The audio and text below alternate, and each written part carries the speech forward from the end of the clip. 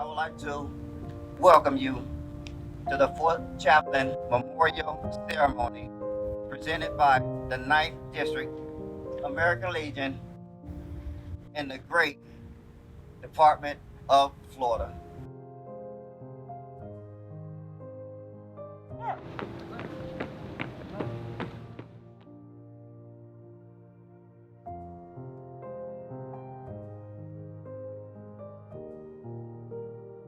Today is an awesome event, as we do remember 81 years ago, something that happened actually on February 3rd, 1943. We learn a lot from that day, in which 4 individuals, men of God, gave their lives to save lives. You know, as I travel all around, I've been using these little phrases like what we do, changing lives and saving lives. These 4 individuals gave their ultimate, that ultimate sacrifice that is their ultimate life, their living life, so that others would live as they perished.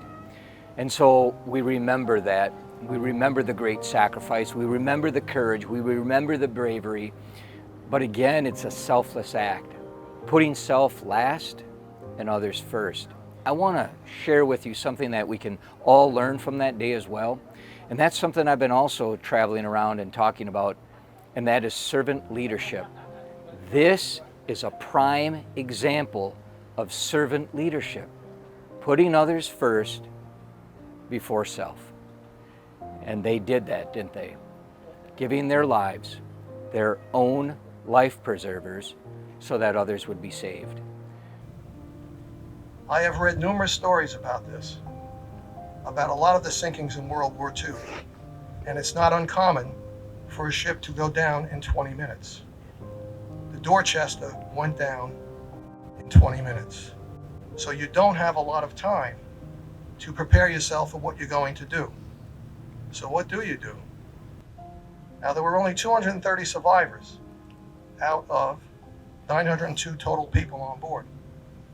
And the 4 chaplains started to open that locker and give out life jackets from that locker. Word got around the ship very rapidly, and a bunch of the GIs went aft to get a life jacket out of that life jacket locker. But what happened? They ran out of life jackets. So what did the 4 chaplains do? They took off their own life jackets and gave them to the next person in line. And they didn't say, here, you take this because you're Catholic, you take this because you're Jewish.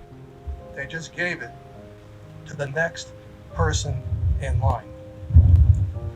And then they locked arms in prayer and they went down with the ship.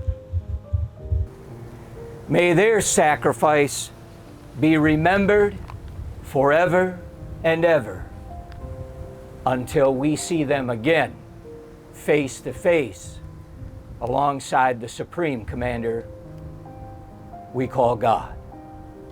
In His most holy name do we glorify this day, again enabling us all, yes, to remember, but to change lives and save lives. That's why we're here. Thank you. God bless.